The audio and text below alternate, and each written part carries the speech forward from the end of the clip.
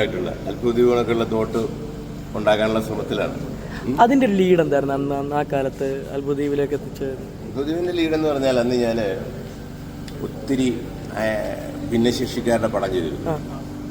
കണ്ണ് കാണാത്ത നമ്മുടെ അന്ധഗായകന്റെ പടം, കരിമാടിക്കുട്ടലിലെ ബുദ്ധിസ്ഥിരതയില്ലാത്തവരുടെ പടം, ജയസൂര്യ ആദ്യമായിട്ട് സിനിമയെ കൊണ്ടുവന്ന ഊമകളുടെ പടം, അതിങ്ങനെ അമ്പിളി ദേവി, മീരയുടെ ദുഃഖം, പൃഥ്വിരാജിന്റെ പടം, ഇങ്ങനെ കുറെ ഇപ്പം വികലാംഗ സംവിധായകനൊക്കെ എന്നെ ഇങ്ങനെ വിളിച്ച് പലരും വന്ന്. കാരണം അവർ അത്തരം പടങ്ങളോട് എനിക്ക് ഇഷ്ടമായിരുന്നു.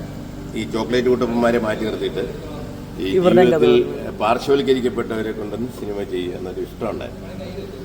അങ്ങനെ ഹിറ്റായപ്പോഴാണ് പക്രു ഒരു ദിവസം എന്നോട് പറയുന്നത്, സാർ ഇങ്ങനെയൊക്കെ എല്ലാവരെയും വെച്ച് പടം എടുത്തില്ല, ഞങ്ങളെ വെച്ചിട്ട് പടം എടുക്കാൻ പറ്റും.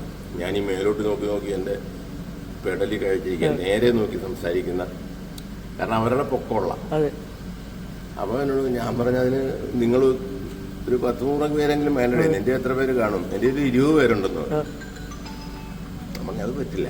പക്ഷെ പക്രുവിന്റെ ആ വാക്കെന്നിൽ അങ്ങനെ പക്രുവിന് വേണ്ടി ഒരു പടം എന്തായിരിക്കും, ഇവരുടെ ഹൈറ്റിലുള്ള, ഞാൻ ഈ ഭിന്നശേഷിക്കാരോടുള്ള ഇഷ്ടം മനസ്സിലുള്ളപ്പോൾ തന്നെ പക്രുവിനെ കണക്ക് പൊക്കം കുറഞ്ഞവരെ വെച്ചൊരു പടം എങ്ങനെ ആയിരിക്കും ഉണ്ടാക്കുക എന്നുള്ള ചിന്തയെന്ന് ദൈവം തന്നൊരു കൺസെപ്റ്റ് അല്ല, ഒന്നുമില്ല.